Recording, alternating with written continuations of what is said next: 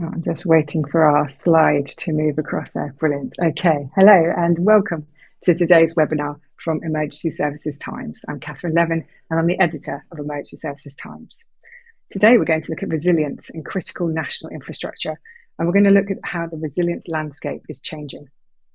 I'm delighted that we've been able to partner with the Emergency Planning Society today, and they are supporting us with this webinar. The webinar is a chat, no presentations, no slides. It's a valuable conversation that leaves you inspired to find out more. We've got a Q&A function on our software so that you can see it on the side of your screen. You pop some questions in there, try and keep them nice and short, and we'll try and get to them through the conversation today.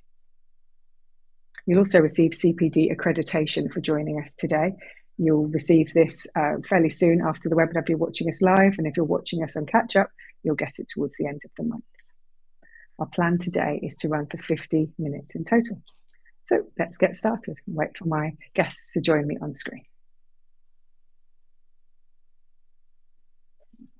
Oh, I'm delighted today to introduce Stephen Arundell, Vice Chair of the Emergency Planning Society, and Alex Woodman, who's the Chief Fire Officer for Hertfordshire Fire and Rescue Service. Welcome to you both. Good afternoon, Catherine. So let's get started with a conversation about resilience. And the reason I wanted to do this webinar today was because of the Strategic Defence Review. Whilst it might be not immediately obvious why the Emergency Service would be interested in that, it's key to what we're doing in the blue light world because of the references to critical national infrastructure and, of course, to resilience. So first of all, let's start with some definitions. I'm going to come to you, Stephen, first. Could you help us by defining what critical national infrastructure is? Thanks, Catherine. So I think it's probably best if we use a commonly accepted definition. So the National Protective Security Authority defines critical national infrastructure as those critical elements of infrastructure whose loss or compromise could severely impact the delivery of essential services or have a significant impact on national security, national defence, or the function of the state. And I think it's a really powerful definition because it covers a wide range of the threat landscape, but it also can be applied well because it's quite concise. We don't want to be too wordy on this. We need to understand it and implement it. Yes, and that definition sets out 13 CNI sectors, but it says that if you're in a CNI sector, you're not necessarily critical. So one of those sectors is the emergency services. I wonder if, Alex, if you could help us understand where the emergency services fit when it comes to this concept of critical national infrastructure. Let me start with probably what the most obvious one is and what everyone would be familiar with. Emergency services are there to respond to any incident that affects any of our CNI infrastructure. So there's a couple of options around that. But what we also look at, what we're talking through, is the role of planning, preparing for, understanding. So that's a crucial function that sits within the responsibilities around any risk across the geographical areas that we're responsible for. So working with colleagues across emergency planners, others that are engaged in risk, is knowing, understanding, interpreting the risk, but then being in a position to respond to should something go wrong. Okay, and in that response, you have the kind of broad of the resilience, the risk management strategy, the plans that you have to do as fire and rescue services. So resilience and CNI considerations are within the breadth of that, is that right? They would be. So every fire rescue service across the country will do their own individual community risk management plans. And there is a really key factor in that of saying that you need to understand your local areas. You need to know the risk within your local areas. So any CNI facility site, the understanding, interpretation, and the ability to respond to that is crucial as part of your risk management planning. But broader, it's also about understanding how the system would respond and support. So as you did from Stephen and others, it's not just about the single agency response. It's about truly understanding what that risk is and how we would respond to it to deal with it.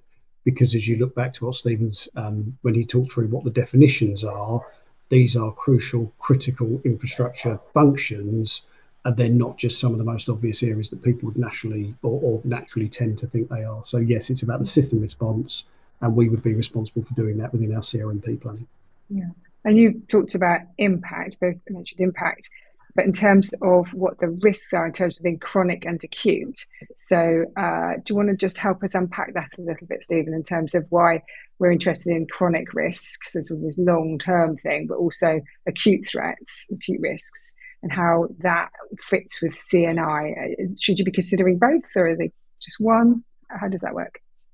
Absolutely. So I think firstly, we need to recognise that critical national infrastructure sits in a context, and it sits in a locality, it sits in an environment, and you can zoom in and you can zoom out on that. So it sits at many levels.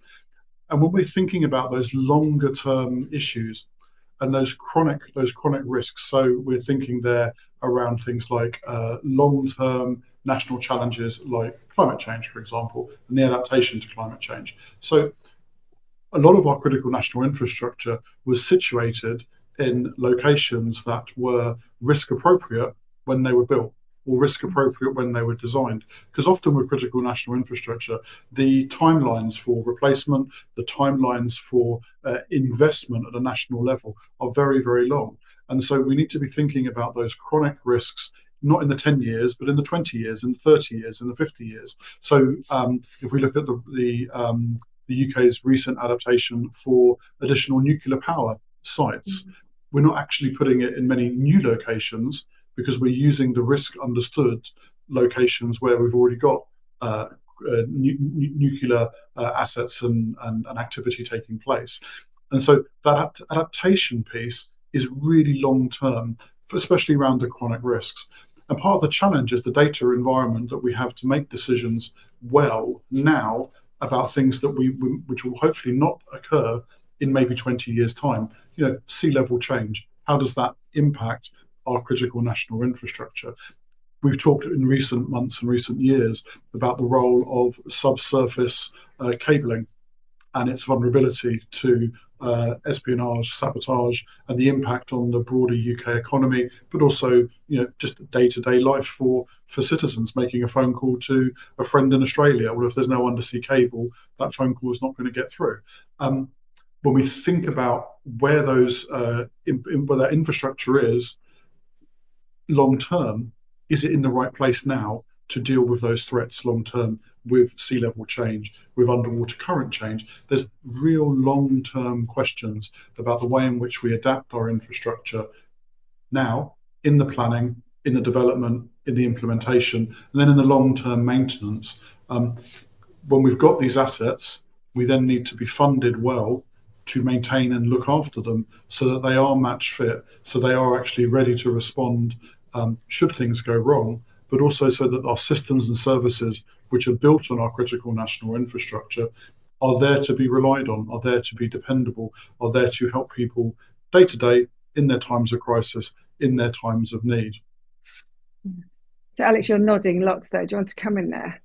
I was just listening to Stephen talk through, and you think about some of those areas, because clearly your strategy and approach to those risks is going to be dependent on what they are. So I think there's always that the classic challenge in preparedness is that it's the true understanding of the risk, it's the understanding of any of those interdependencies, but also the links between the two. Because, as you say, some of those with climate change, and I think if we were being honest, some of the impacts of climate change, we are still learning and understanding what that can look like, but your approach to that needs to be duly considered. Some of them are acute when you look at some of the impacts of things like cyber, the way that cyber could be used, and the type, your response would be very different, but the understanding of that risk, of the knowing who the key players are and affected by that, back to the point of the listings and groupings of your CNI, is really crucial. That all of us that are in the business of preparedness need to be truly understanding of what those risks are, because your strategy and your response to dealing with them needs to be duly considered, and the nuance within that is crucial. Okay. So the National Risk Register, where all these risks are kind of captured for the public, I know there's a kind of secret version in government, but that has 89 risks, and they're acute risks, they're not chronic risks. So climate change isn't in there. Do you think that there should be a document that sets that out? I mean, we were promised something from government and haven't seen it unless we know where it is. But the explanation you've just done there beautifully about chronic risk, thinking about long term, thinking about where you place things. You were referring to Sizewell C, I think, when you talked about nuclear, the announcement recently. So should that all be captured somewhere? If it's not in the National Risk Register, where should it be? Yeah, it's a really, really fair question, and I totally agree. It does need to be captured, not least for practitioners, but actually also for our wider public. We should be positively, proactively sharing. We're obligated, warning and informing is part of the act, but we should be having this conversation with the citizen, with civil society, so that civil society can go on that journey with us. We've seen lots of really interesting questions, and I hate the phrase the NIMBYs and the not in my backyard in relation to onshore wind and offshore wind. But actually, critical national infrastructure can have just the same impact on local communities, both when it's installed, when it's decommissioned, when it's taken away. And there are some real wide questions there. So I think your point is really, really valid. How we capture and communicate critical national infrastructure and the risks and the elements around it is really important, both for us as practitioners. Alex and I work and live in a context, in a system where we are looking to design in resilience, design in redundancy, not design it out. But actually, we also need to have that wider societal conversation so that people actually understand what's my local flood risk when I'm buying a house, but what's the risk to my village, to my town, to how I live and enjoy life in the UK. Yes. Okay, so we've got a National Risk Register. We've talked about Student Defence Review. So I'm going to add a few more documents onto our pile. So we've got the National Security Review, which has come out, and the overarching sort of umbrella thing called the National Security Strategy, which was published recently. It says within it that there will be a resilience strategy published soon. And we know that Pat McFadden, the Minister and Cabinet Office, has been doing a review of resilience, which we haven't seen the outcome of. So in terms of resilience strategy, what is it you'd want to see in there that you don't see at the moment? I'll come to you, Alex, first, perhaps. I think, look, you've touched on these as the documents that have recently been announced. I think they are crucial for us as I'm always nervous grouping emergency services because I think we are part of a wider team. I've always said when I speak in this space that there's some, I suppose, unnecessary hierarchies. I think in this space we all have a role to play. Those of us that operate in the system. If you look at Stephen's last answer about what really makes a resilient system, you need all of the players in the space. But I mean, if we focus on the role for emergency services within there are some really clear points about us being prepared, understanding those risks, the evolution of those risks and how they look at it. And I think if you look back over the last 20 to 30 years, I think for any of us, just flick on the news and look at some of the challenges that we talk through now, and you look at, I pick on cyber because I think, that's got such a broad term, and the impact that a threat of cyber could touch anything. And there is nobody that can say that they are safe from a cyber threat. So it's back to that point about understanding the work that is happening, the system that is there to respond to it. Government, I think, has been very clear in their position of this. I think, I welcome the fact that the review has been done. I think it's now the fact that we need to rally as the team to be prepared for and deliver this, to really understand what it is that's being said and how this is going to work cross government, cross agency, cross partners to make us a resilient system. And of course, if they're asking you to do anything new and different, they're going to have to come up with some money to go with it. We've just had the spending review.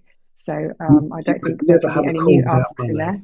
We've got to land the point on money. There'll always be a strap line, but I think it also has to be, we've all got a responsibility as good public servants to be effective use of that money as well. And I think genuinely the collaboration and partnership, yes, of course, there's need for funding. Yes, of course, there's need to make sure that money is being maximised. And I think that's the important point about making sure. It's back to my thing of, you need to know who the system is, and we need to make sure that we're effectively maximising the use of every pound to get that right resilience approach that we're looking for. Yeah, I think, Catherine, there's also another point there as well, which builds on Alex's theme around funding, around money. when you look at the Strategic Defence Review, it talks very clearly about an engine for growth. It talks about the way in which the defence sector is part of the wider economic output of the country, and actually how investment in defence is a positive thing for whole of society for UK.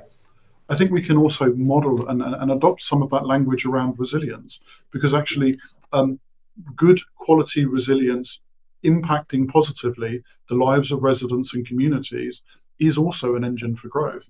And I think we do need to reflect and change some of our language in this space. Resilience and becoming more resilient isn't kind of throwing money at the dike to plug the holes. Actually, it's enabling us to live next to the dike safely and have art and have culture and have sport and have all those other wonderful things that make the UK a great place to live and work and raise our families. And so for me, the money question is absolutely an important question, but we need to look at innovation. We need to look at the opportunities for STEM, for research. We do some elements of resilience in the UK absolutely brilliantly. We are world leading in some areas. In other areas, we're not.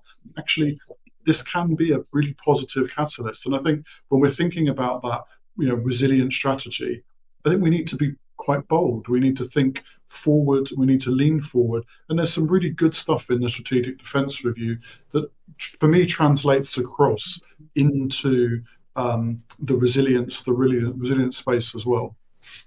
Okay, so let's hope that somebody from the Cabinet Office is watching this and making some notes as we're speaking. So this is good, although presumably it's already written. On that data point, Alex, I was just looking at the question that's come in, which is around the data and how to protecting data to manage CNI and how is it seen and protected by emergency services. So of course, we've seen data lapses particularly within Northern Ireland. There was an issue in the PSNI around data release. We've seen the cyber attacks on M&S. They still haven't been able to do online orders.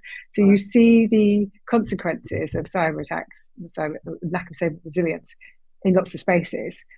What can emergency services do with their to protect the data to manage the CNIs? This question is there something new and different, or is it just the same techniques but you just apply them to your data?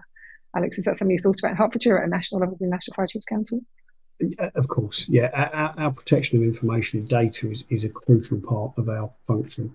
I think one of the, you have to be honest in this space, and I think you can see the pace and speed of risk. This is an international threat. There are state-backed actors who are doing this. There's a lot of resource, money, time going into these targeted and coordinated attacks. Sometimes I think the word, data risk and cyber risk can be downplayed. The bottom line is working with your specialists in this space, understanding that you have the right levels of protections in place. And often it will always be said, won't it, that some of the weakest links around your data protection are the individuals themselves downloading things onto systems. I think we're in a real difficult spot, to make sure that actually, do we have all the right frameworks in place? Are we listening to our specialist leads in this space? But I think also making awareness and educating, constantly talking to your colleagues, staff, awareness of it. Yes, there'll be frustrations. We can be very slow sometimes in rolling out software and the tests that need to be done on it. But I think it's back to the point of, if you're going to have a resilient system, you need to have good understanding and awareness of what the risks are to be prepared for, and you need to take people with you on it. So crucial, vital part of our functions, the protection of it is critical, because we can see how damaging it is and just how impactful cyber impacts are. There are some really good frameworks out there, Catherine. There's a Cyber Essentials, there's a Cyber Essentials Plus, and I think there's a point of reflection around our supply chains. And actually, we've got some really big players in the UK who do a lot of really good supply chain work. The big outsourcing organisations that have contracts with different authorities. But actually, there's lots of SMEs in this space that support the work of resilient delivering organisations. And there's a bit there about the procurement space. There's a bit there about our pre-tendering questions, and actually making bold decisions. Going, actually, do you know what? We're not going to procure on price. We're going to procure on a resilient organisation that's been accredited. We're going to take the hit, because we're working with somebody that we want to work with, that's going to be there when we need them to support us to deliver for vulnerable people and vulnerable communities and those in crisis. And I think there's a bit of a mindset change that we need to start thinking about in that procurement space. I'm sure, Alex, you've had some procurement challenges where you've got the cost pressure, got to try and buy something at a lowest possible price, and you and the practitioners are going, well, hang on a second here, we need a little bit more here. And I think if I can, Catherine, on that point, Stephen, it reminded me of listening to a number of speakers at a National Preparedness Commission event, when at that point on procurement is that you can have 3 or 4 agencies going after the same thing with different requirements, almost different standards within there. And that's something that I think we need to look at across starting point of public sector. But I think there's also something about the relationship with the private sector as well. We've all got a responsibility to make sure we've got that level of resilience and how we bring those skills together, because we know how specialist this area is. So, Alex, is that a dog barking in the background for you? Or is it Steve?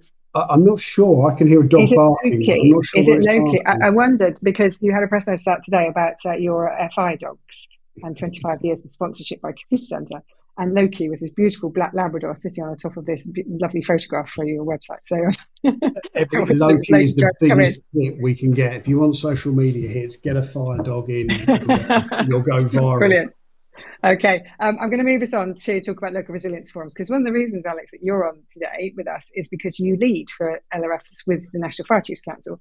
You also were on a podcast with us about 2 or 3 weeks ago, where you spoke to Lana about your role as chief, but also included that your role in local resilience forums.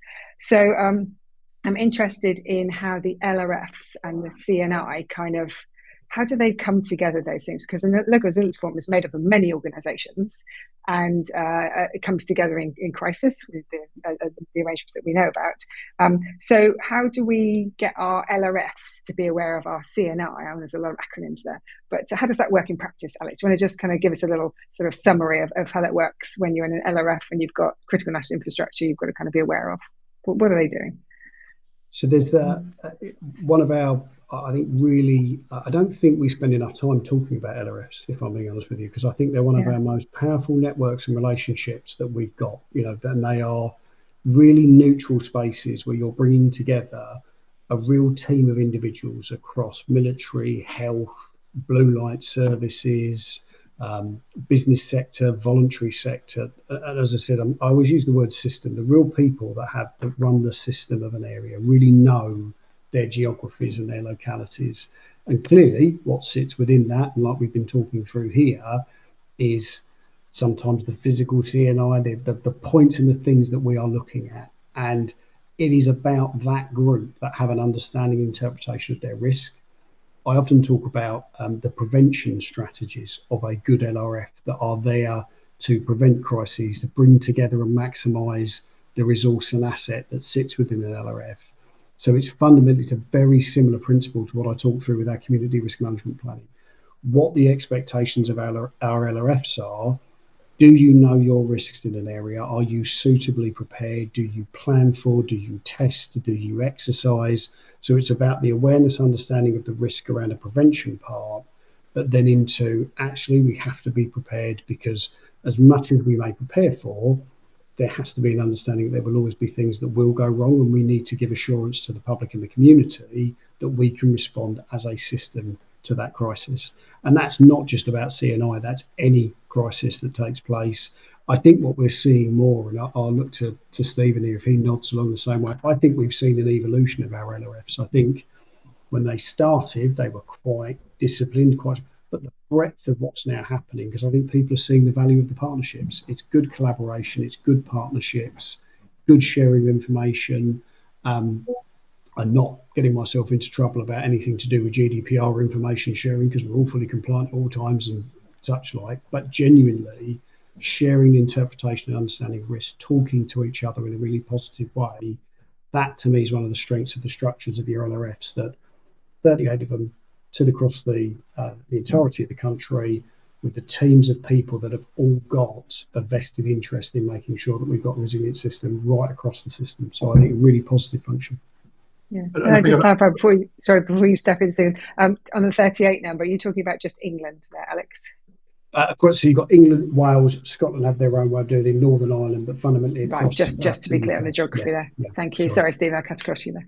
Yeah, no problem at all. I was going to say the element that plays into the LRFs is, of course, that right now in the public sector, we've got a relative level of turnover with retirements, interims, all of there's a fluidity of senior leadership. There's a fluidity of that strategic understanding of the risk and the context of the risk. And I think the LRFs continue to have a pivotal role in that, maintaining the awareness of what's actually out there, the CNI that's actually out there, the risks around it, the protection measures around it, and how actually those varying multi-agency partners have really strong strategic roles to play in the care of our CNI. And it's most chief fire officers, most chief constables, they're not in these roles for long periods of times, for various factors and for various reasons that we won't go into on this conversation. But the system, as Alex phrases it, and I really like the phrasing that he uses, is that it's about the system having the muscle memory that this piece of kit, this piece of infrastructure is here, and we all have a shared care of it. We all need to maintain our awareness of it. And actually, it's just as important for my organisation as your organisation that we're there in the training and the exercising and that shared understanding of the risk, the shared understanding of the asset. And we mustn't lose sight of that. I think it's really easy with that churn of people, that churn of knowledge, and not necessarily a brain drain, but it's kind of the succession planning of how we manage these assets is really key. And it's great to see LRS taking that leadership role where they are nurturing individuals through mentoring, through exercising, through training, and that facilitation piece. Then that facilitation piece is really important. Alex, I'm sure you've got some great examples of how your LRF has done some really good facilitation and mentoring in this ways. Can I just ask in terms of leadership? So I remember talking to John Barradell, who used to be in charge of the City of London, and he's now in the National Emergencies Trust. He said to me that he had the person in charge of resilience reported directly into him. He thought it was so important that role reported directly into him as chief executive. I suspect that doesn't happen in most organisations. I also remember talking to Lucy Easthope, who wrote When the Dust Settles, Disaster Emergency Planning Specialist. And she wrote in her book about the fact that resilience planning and exercising, the leaders they have it in the diary, and if something else turns up, they don't go. It's just not seen as a priority. So if that's the case, then how can we expect those leaders to ensure that all of this is happening within their organisations if it does kind of touch them in the kind of C-suite? So do you see that, or have things moved on since I've had those conversations? If I start with that, I think if you take the points, I've heard John speak many times on this and the position he takes, and I think that if you listen to him speak and you listen to his lived experience and understanding of crisis, what it means to be resilient, and understanding the impacts, from areas where, look at the things that John was involved in, from Grenfell to COVID to Litvinenko to 7/7s. I think if he's speaking on preparedness, then it's probably worth listening based on the things that he's experienced. So I think for any leader out there, and you look at those, and if you go to conferences or listen to people that have experienced the impact of crisis, the relationship that you have with your officers that lead on preparedness and resilience and understanding the ability to stand up the system, suddenly they become the most important people in your world. So my guidance and advice to anyone in a position of responsibility in this space, you can't pick more than another. If we are in a leadership role, we have to know what our responsibilities are. I don't think it's acceptable to say to the community and say, well, I'm sorry, I let resilience slip and I wasn't prepared for. And I think when we've heard leaders who've done that sit before inquiries, the community will not accept that as an answer. So I don't think it's an if or not. It's a must, and you have to focus your attention on what's a priority for your community. So do we need to return to the concept under the last government, which really reduced putting into these stronger LRFs the idea of a chief resilience officer? It was like 8 or 9 of them supposed to be doing this. Would that elevate it in the way that you think it's needed? I mean, Stephen, do you think that the CRO should be revived and carry on? Is that something we need to see in organisations? I go on a bit of a seesaw on this because a lot of it comes down to personality, a lot of it comes down to the strength and the genuine interest of individuals. And I think part of the challenge is that in organisations, our very senior leaderships, our chief execs, are under such a degree of financial and budgetary constraint that actually they're often working out what is it safe not to do rather than what is it safe to be doing. And so I think maybe the question is, how do we ensure the resilience agenda remains on the board agenda? How do we ensure effective governance? How do we ensure effective reporting? How are we having organisational appropriate KPIs in and around resilience?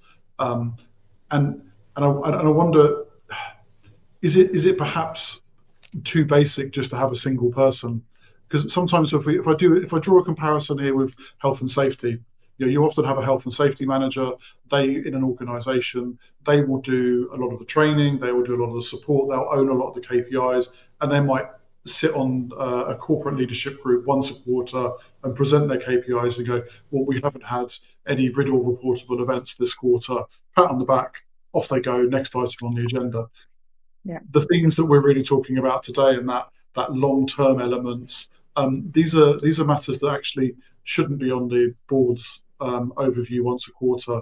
They're living, breathing risks. They evolve, and they sit in that broader context for the community. So, yeah, like I said at the beginning, I go in seesaws on this.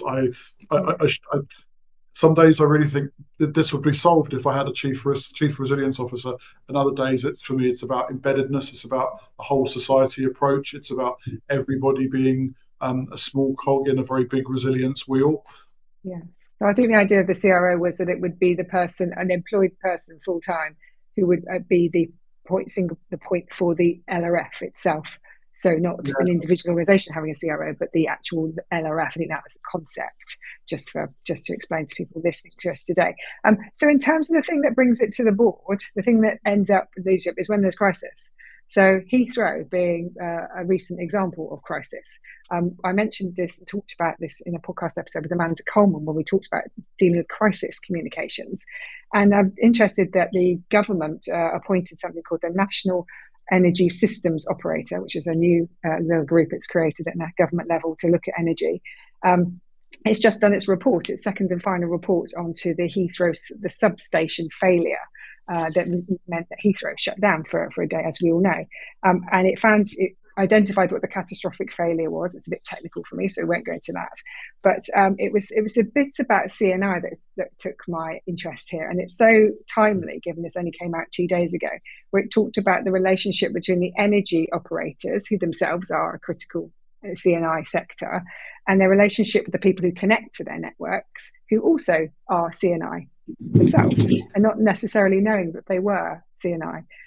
Do you think there's something, is that a weakness, that relationship between different bits of the CNI, which comes out when something acute happens like this? Start with you, Stephen. So it's that shared understanding of risk, isn't it? It's that how does the system understand the risk, and how does the system respond to that risk? I think the Heathrow example is one of 100 examples, and we've got a couple of hundred people on the call today, and most people in their organisations will have a very similar example from a causality point of view. I think we're really good at lesson identification. I think we're not as good as we think we are about lesson learning, and that's a fairly common theme, I think, across most organisations. It's the Heathrow example is interesting in that so many people were affected, and there's a lot of money here and potential of a legal case and things like that. But I think the bit for me that's the reflective point is at some point that risk was understood and it was quantified, and somebody somewhere wrote a report, and that report went into the system that organisation has, and at some point it didn't go high enough, or it stopped, or it got prevented from, or it wasn't reviewed, or it wasn't maintained, and and so there's a bit there around the governance of how we understand these matters, and how we have that shared and joint understanding. You know, people in that system will be probably reflecting on how could they have approached things differently, and lots of people have lots of different views. I think the key takeaway for me is that actually in our own organisations and within our own practice, we're probably aware of some of this stuff ourselves, and actually how are we continuing to push that understanding? How are we continuing to design in resilience, fight the good fight on the risk that we're aware of and that we can understand? And maybe we need to be better communicators taking that risk up, because if people aren't hearing us, maybe we're not transmitting the risk well enough for them to actually go, do you know what, that is a strategic risk, I need to take some strategic action in and around that. Yes, I mean, that the point about interdependencies is really interesting here. It's interesting this report has 12 recommendations, which hopefully will happen, and there'll be another thing on the shelf as you've just described. Alex, do you want to comment at all on the Heathrow example?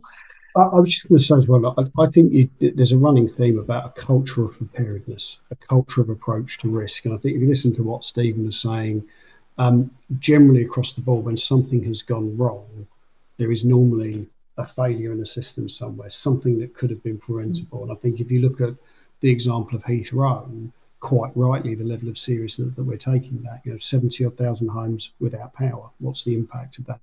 The cost of, I think anybody, you don't have to work in this space to look and go, wow, Heathrow was shut.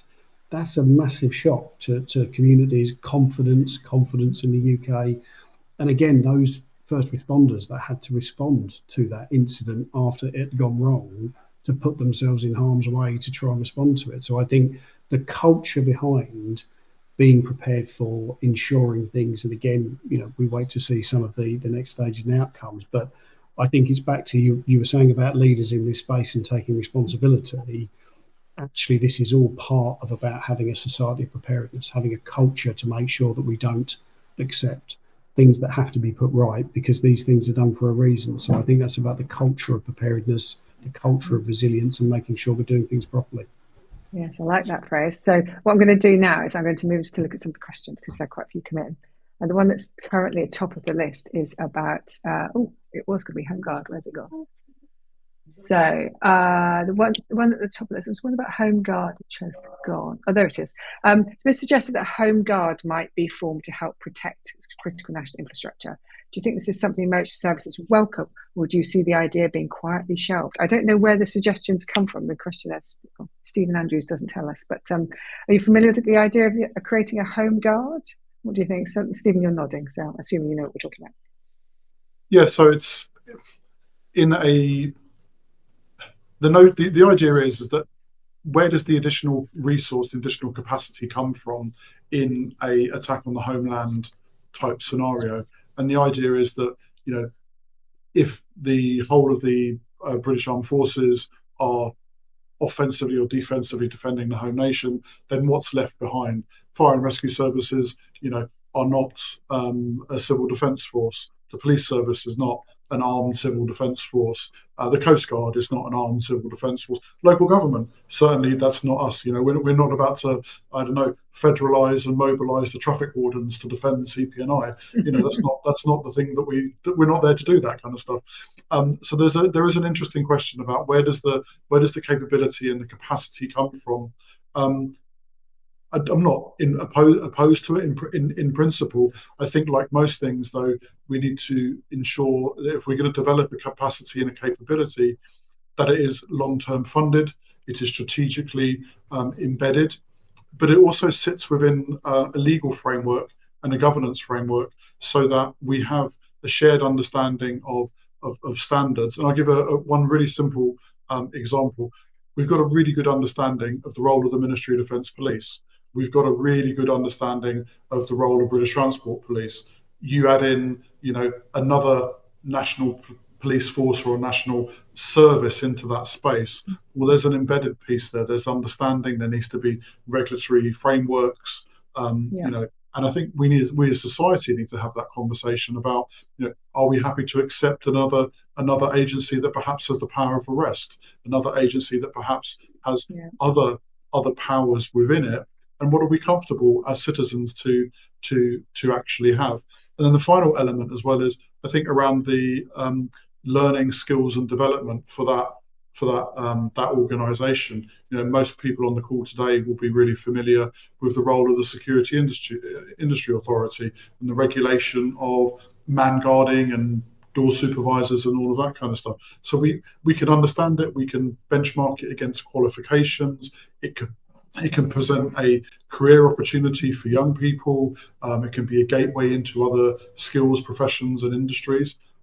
If we're going to create this other being, we need to think about it in those terms as well, about how it is an attractive either volunteering opportunity or an attractive employment opportunity, so it is a sustainable force. Okay, that is a very thorough answer. I'm not going to ask Alex to comment on that because there's an awful lot in that. I'm going to go on to another question if that's all right. So next question that's been voted 5 times. I'm just going to read it out because I can make it easier. UK Government Resilience Framework, which we touched on earlier, part of the National Risk Register, was established to strengthen the nation's ability to anticipate, assess, prevent, mitigate, and respond to and recover from various disruptive events. It involves a whole of society approach, yet most of the CNI response is done in different sectors.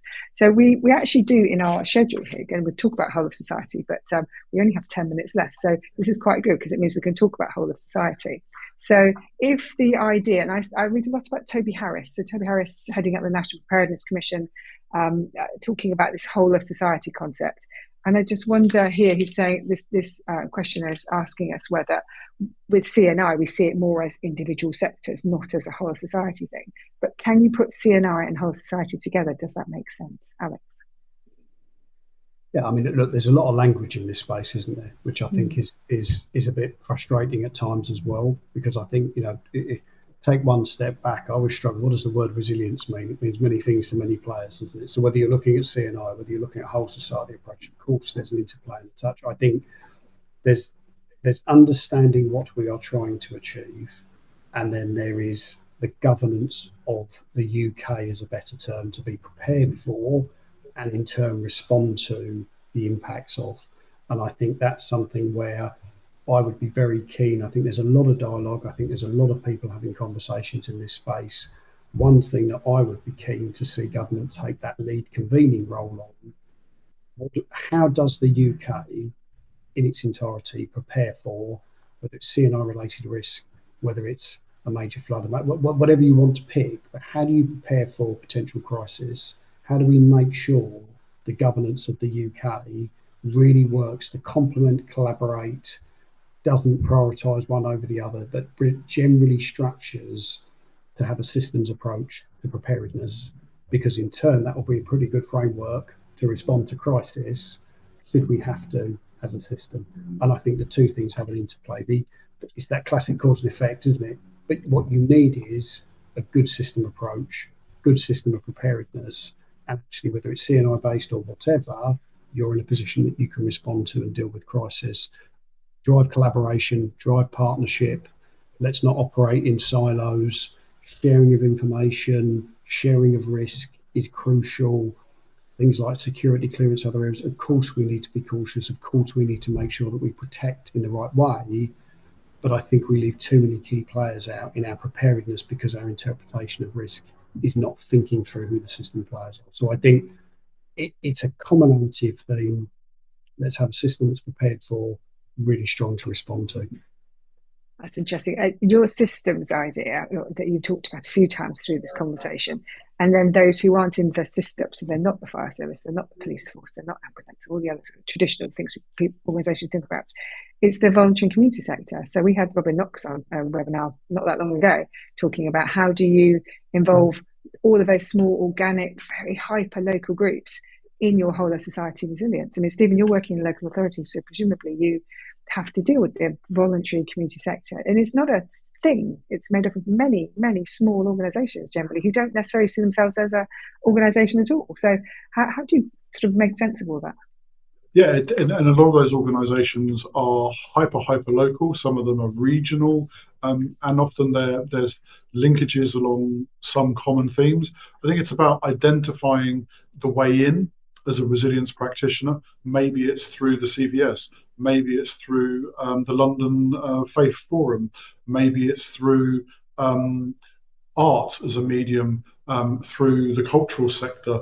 There are lots of different ways to get the resilience agenda in front of people that are not normally exposed to the resilience agenda. We've had some really good success where I'm based, with our public health team being a way in, because they go and talk to people and say, hey, you've got a great community asset. Could we put a community access defibrillator on your building? And they're like, oh, that's really interesting. Tell me more. Oh, you want to go and speak to these people here, and you can have that snowball effect by getting out there and getting into the community.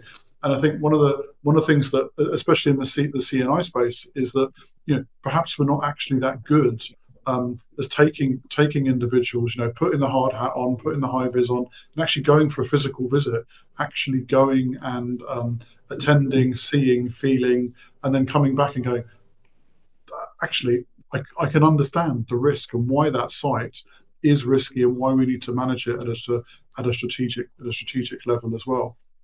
Okay. I wonder, Alex, if I could just ask you to think about this in terms of training and exercising. So if we've got this whole of society approach that we're talking about, and the national security strategy talks about running national exercises to test our whole of society preparedness, so the words are all there in this national government document. How do we get all of those organisations involved in a national exercise? What does that look like? So I think we touched on NRFs earlier, didn't we? We touched on their roles. I think, to me, it's the phases you go through to understand who are the key players in the area that you work, and then you build up with that on national coordination. I think, what do I think are our gaps? What do I think we could do better? I think we've got really good, strong relationships, local level. I think we know, but do we really truly know our grassroots? Do we know who those people are? Do we know those? I think we could be stronger. I think we could be better. I think the players in an LRF, whether it's through local government colleagues, whether that's at county level, district level, GLA, boroughs, we all need to be part of understanding who our communities are and who our key players are. That's your starting point. When we play to a national level and you start bringing people together, we need to make sure that we've got the right forums, the right level of engagement. And what I think we don't want to do, let's not just go to our traditional agencies because we know we've got them and we know we've got the distribution lists. Let's make sure that we properly stress test the system. So that's about bringing together, and I think we are good at doing it. I think there are, government are leading in this space with bringing together national exercising. It's an expectation for us to do that. The keenness that I've got is that we make sure that we truly understand that link between top end central government, COBRA level discussion, right down to real world community impact of where your frameworks, and for me, it's the governance arrangements you've got in place, and that we need to all be truly engaged. And we need to make sure that we don't have too much optimism bias in our preparedness and assessment of risk. Let's truly stress test the system to know that we are suitably prepared. What do you think? I totally agree with what Alex says there, Catherine, and I would add that there's nothing but good can come from national exercising and national learning. It is good for the whole of the system. It is also good for the health of the system as well, so that we are looking and we're blowing away cobwebs and we're being challenged, and we're all learning together. Because if you're training together, then you're responding together. That response is going to be better because you've had that shared training and learning experience. It's a really good and positive thing, and I absolutely welcome all of the activities in the national training space, and we should be doing more of it. Yes, it's so there's a couple of things. One is that it's often said to me when I talk to people in the emergency services that the last thing you want is for the person you meet at the incident to be the first time you've met them. You should have known them, you should have prepared them, you should have trained with them, and they'd be absolutely familiar so that you've got the best response. So there's that. And the other thing is, of course, that we do have a national exercise coming up on national pandemic exercise. There's not vast amounts in the public domain. So look forward to seeing how that works out. what we learn from it and that we're told about it. We're very transparent about what they learn, and that goes into the public domain. So I'm looking forward to seeing that. Now, I'm afraid we've come to 10 to 3, so I need to draw us to a close, but not before I have asked you both for a piece of advice for our webinar viewers. So just tell us one thing that you'd like someone to go away with. You use some lovely phrasing in some of this conversation. So whatever you want to return to, but one thing you'd like people to go away and think about once this webinar finishes. So Stephen, I'll start with you. For me, I'd like colleagues on the call today to reflect and be able to think about their local multi-agency partners and their regional partners, and be in a position to be able to say, how are you, not who are you, because that way we know who we're responding with. Yes, excellent. And Alex? So I think, look, my point would be is that our community quite rightly have an expectation on us that we will be there for them in crisis. And often we've seen historically that our communities have been let down. So if we operate in this space and have a responsibility, I'd like people to go and have a look at your preparedness, think about your resilience, and ask yourself one simple question when you look at your role and your responsibility in this space. Picture the person who's the most important person in your world and ask yourself the question, is it good enough for them? Can I support them? Can I do what I'm supposed to do in a fashion that's good enough for them? If your answer is yes, great, keep doing it. If the answer is no, do something about it. Okay, so both actually quite sort of person focused, kind of a very personal approach you've both taken there. One is around the relationships we have with people, which is how are you, not who are you, which I think is beautifully put.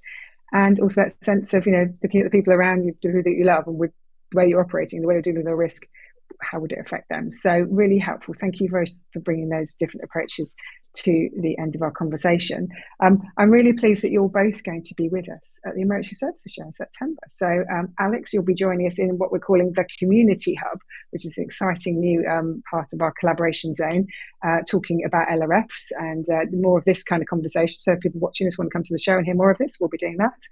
And Stephen, you're going to be in Protecting the Protectors, which is our brand new stage, which is all about creating for you resilient foundations, but looking at the whole sort of protection space. So looking forward to seeing you there as well, chatting as part of our Emergency Planning Society sponsored segment. So all very good. So thank you both very much for joining me this afternoon. It's been a lovely conversation. I'm very interested in resilience. I do like all these documents. As a former civil servant, I do love a big document. So I'm very pleased to read through them. So thank you for joining me. I'll let you go off into the wings and I will do the end of our webinar. So thank you. Thank you. Well, that's the theory. Oh, here we go. Great. Lovely. Okay, in that case, it just leaves me to thank you very much for watching. I'm so sorry those of you who sent in questions. I can't get to them all, but we've covered a few. So it's really great to kind of bring conversation in and out like that. The webinar will be available for catch-up as soon as I finish talking today. It'll be available, so you can come in late, you can start it again, you can watch it all over, it's up to you. Any notes, I think we've had a few links on the bottom level, the documents. The CPD accreditation from CPD, our partner, will come to you via email. And of course, you should be also subscribed to our podcast for every response, where you can listen to me and Lana interviewing various leaders across the blue light world, which is a nice way to listen when you're perhaps making a tea. So please do that. You can, of course, visit our website, www.emergencyservicestimes.com, and sign up for our daily digest or weekly if you just want it on a Friday. So it just leaves me to say thank you for watching.